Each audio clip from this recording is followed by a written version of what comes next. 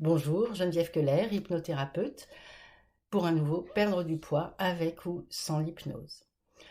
Aujourd'hui, on va parler de la balance énergétique. La balance énergétique, c'est une balance, il y a deux plateaux. Il y a un plateau, c'est la somme de nos apports, donc c'est la nourriture, et puis les boissons qui ont des calories, donc les boissons sucrées, le vin, tout ce qui est alcool. Et puis de l'autre plateau, on met toutes nos dépenses. Alors nos dépenses, c'est le sport qu'on fait, c'est notre activité quotidienne. Est-ce qu'on a un métier qui nous fait bouger ou est-ce qu'on est toute la journée devant son ordinateur? Et le troisième chose qui compte aussi, c'est notre métabolisme de base. Notre métabolisme de base, il fonctionne tout le temps, il fonctionne la nuit, le fonctionnement de notre corps. Il y a également la thermogénèse, qui est l'énergie que met notre corps à s'adapter aux changements de température quand il fait tout d'un coup très froid ou très chaud pour rafraîchir le corps.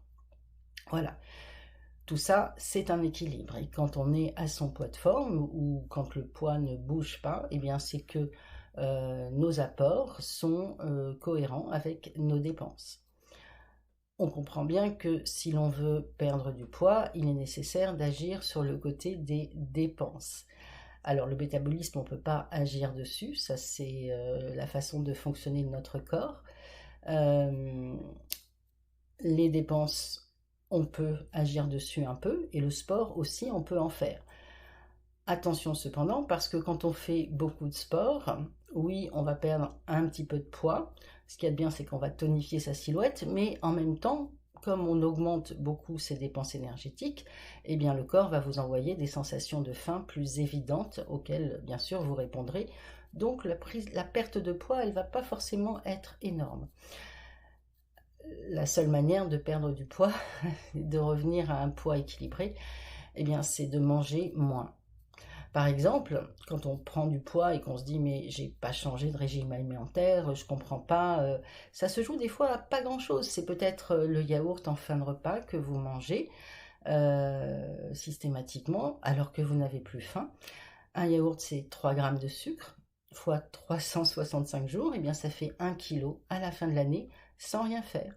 Le fruit que vous mangez à la fin du repas aussi, mais sans vraiment avoir faim, plus par habitude, bah c'est 10 grammes de sucre fois 365, bah ça fait 3,5 kg à la fin de l'année sans rien faire.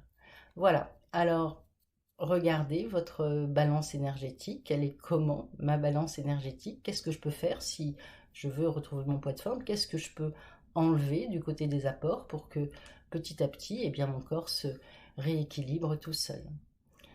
Alors je vous dis à bientôt pour un prochain perdre du poids avec ou sans hypnose.